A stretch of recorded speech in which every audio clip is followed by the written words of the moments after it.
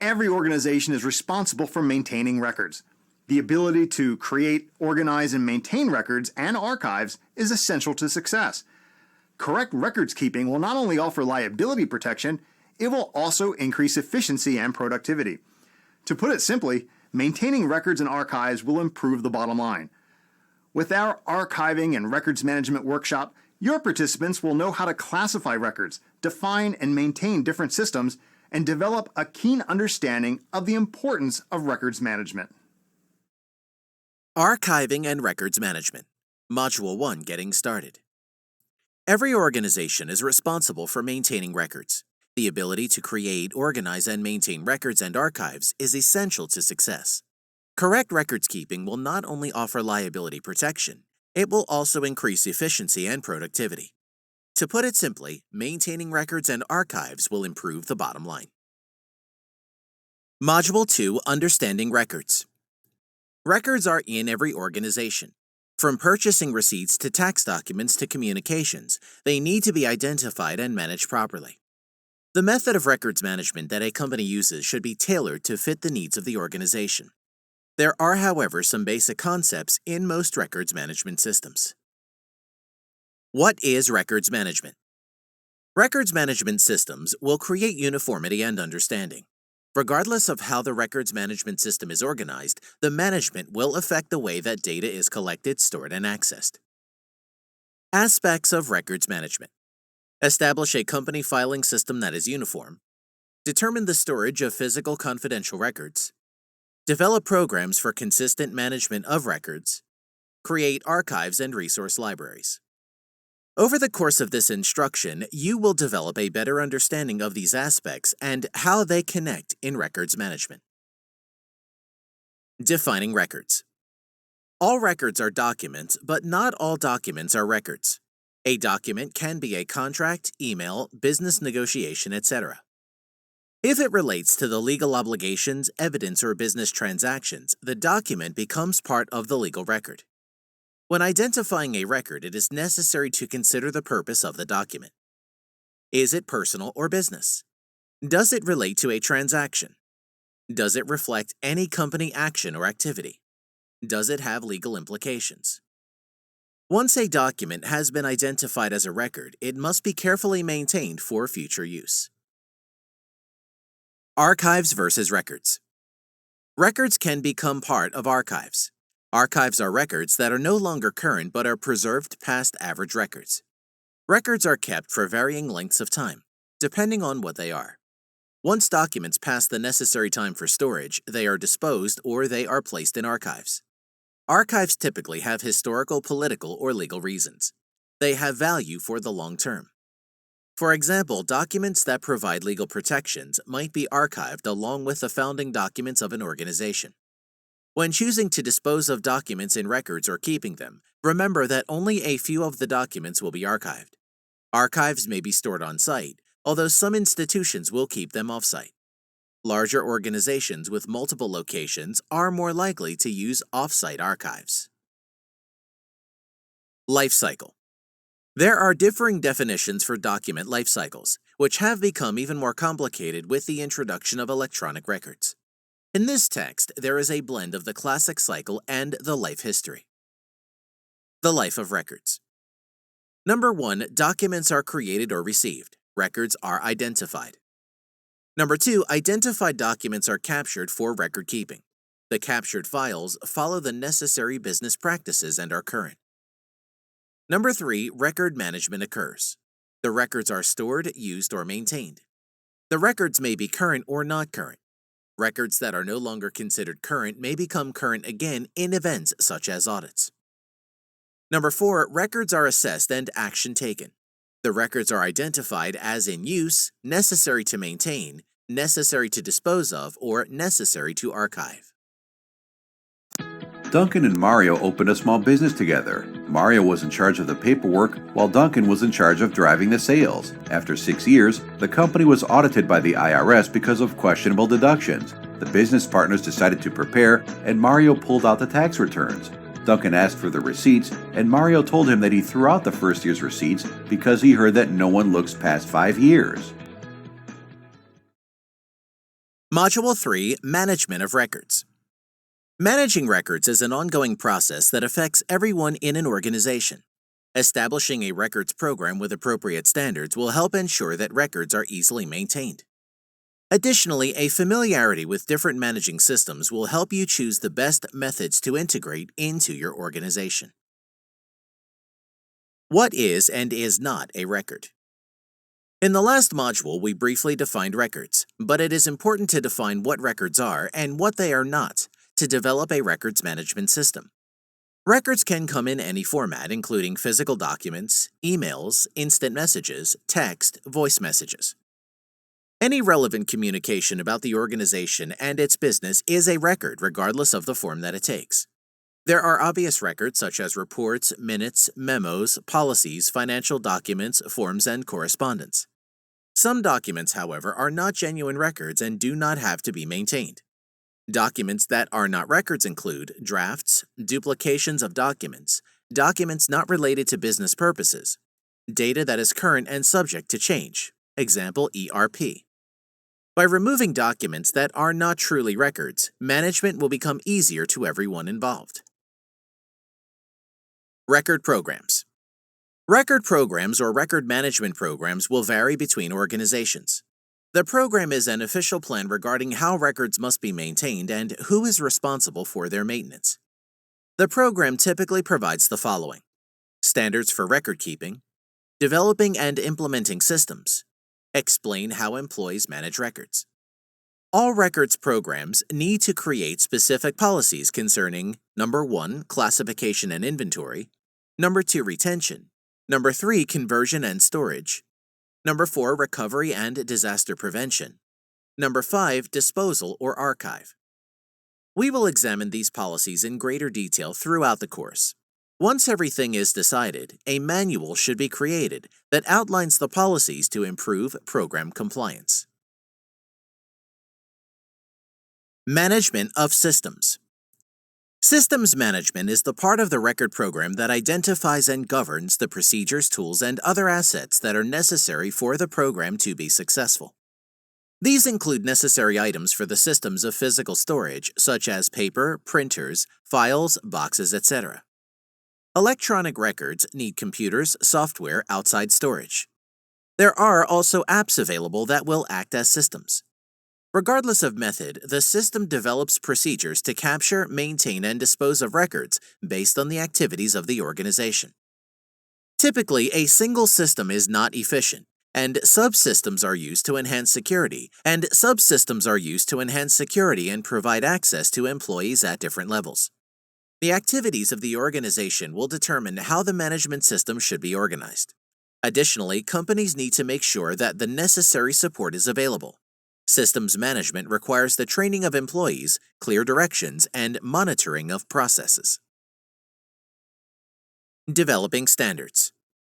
There are various national and international organizations that develop standards for the management of records and archives, such as ARMA International. These standards cover aspects of both physical and technological record keeping.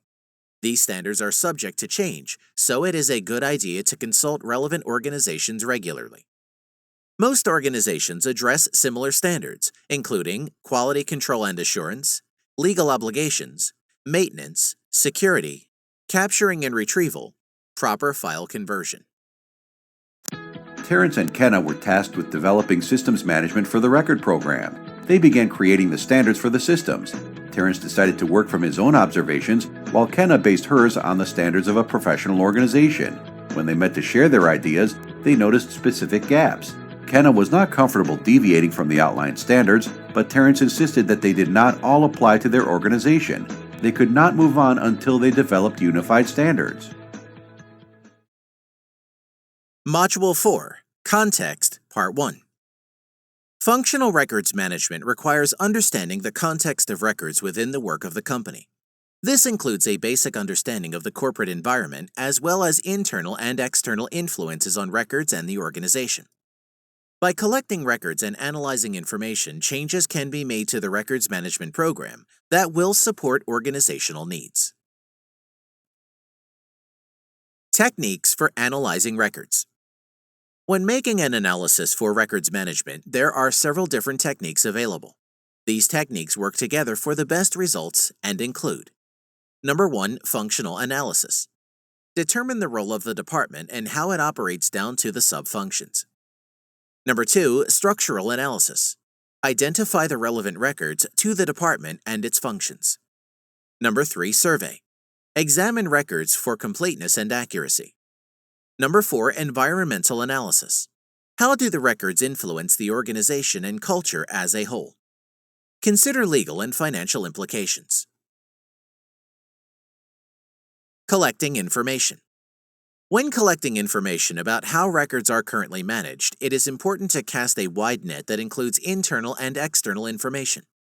We have already addressed some of the sources of external information. External information examples: law, standards of practice, publications. Internal information examples: business plans, reports, policies and procedures, current records management system, history of the organization. The examples above are not extensive and can be unique to organizations. This information, combined with interviews and questionnaires, will identify necessary information in records management. Interviews have 3 components. Number 1, the introduction. Number 2, the interview. Number 3, follow-up. Questionnaires are easier to organize than interviews. An effective questionnaire should include the following. Number 1, open-ended questions. Number 2, consider the taker's knowledge level. Number 3, use clear and concise language. Number 4, have a reasonable progression. Organizational needs. When assessing the needs of any organization or program, a simple SWOT analysis is effective. The SWOT analysis can be done at different levels to help determine what steps need to be taken. Strengths are the advantages that the program possesses, and weaknesses are what could be improved or stopped. Opportunities are external trends or changes, such as technological or legal shifts. Threats are obstacles faced, such as the outdated technology or actions of competitors. Legal demands. The applicable laws and regulations must be considered in the development and use of records management. The location and scope of an organization will determine what is necessary to comply with legal demands. International organizations will have more demands than most local companies. Consult the regulatory agencies, statutes, law, and regulations to guide records management. Pay particular attention to the following: what records should be created and how long they should be maintained and in what form, methods for transferring files to archives, which organizations have legal rights to the records, confidentiality, copyright. Once relevant legal demands are identified, they must be addressed in the records management program to ensure compliance. Vanessa wanted to collect information about the current records management program. She discussed the matter with her partner, Ethan. The company has grown significantly over the past few years. Ethan suggested completing interviews to discover how effective the current system is. Vanessa objected to the time and money that the action would require. Ethan insisted that the method was effective when they used it before. Vanessa pointed out, however, that they now have twice as many employees as they did before. Ethan agreed to consider other options. Module 5, Context Part 2. Most records management systems focus on routine processes. It is important, however, to view all processes in their context, including creative process. A knowledge of analysis systems and record surveys will also provide a context necessary to understand best current systems and how they operate in the process of records management. Routine process. Every company has regular activities which become processes. Routine processes are the everyday actions that have the same repetitive steps or sub-processes. Examples of routine processes include creating a client or patient files or the sales process. These processes serve to create uniform records at the lower levels of the organization because they are so familiar. By identifying and understanding the different routine processes in an organization, their records will be easier to maintain and catalog in the records management system. Creative process. There are books dedicated to creative actions and processes in records management. Most of these books are written specifically for creative fields. In many organizations, however, creative processes are ignored. In reality, most organizations engage in creative actions. These allow for more inventiveness on the part of individuals because they do not follow everyday actions or steps. Different creative processes may be repeated, but they are not part of the day-to-day operations that routine processes are. It is possible for some processes to be blends of regular and creative steps, but they do not become routine processes. An example of a creative process would be creating visual aids for a presentation. System analysis. Two types of systems analysis, functional and process analysis, are commonly used in records analysis. The functional analysis breaks down an organization's activities and processes from the top to the bottom, dividing them into functions and subfunctions using the information collected. The analysis is typically done more than once to ensure that each function is accurately represented in a chart. System analysis continued. Process analysis is not as broad as functional analysis. It is used to assess routine processes and how they are completed, including the inputs and outputs. The information of the process analysis is represented using flowcharts such as data flow diagrams. Records survey. Records surveys examine records to discover the relationships between them and the activities and processes of the organizations. Effective surveys limit themselves to specific functions or units.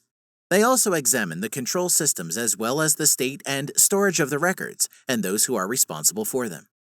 The maintenance of the records is compared with the needs of the users to discover necessary changes. A records survey typically follows basic steps. Establish the survey scope, gather records and resources, complete background research, complete survey process, meet with relevant employees, examine the records and systems, note what is found, analyze and make a report of discoveries. The survey should end with suggestions for improvement. John and Mary share responsibility for the research and development in an international organization. John wants to streamline the development process and suggested completing a record survey to determine how well information is being communicated in the process of development.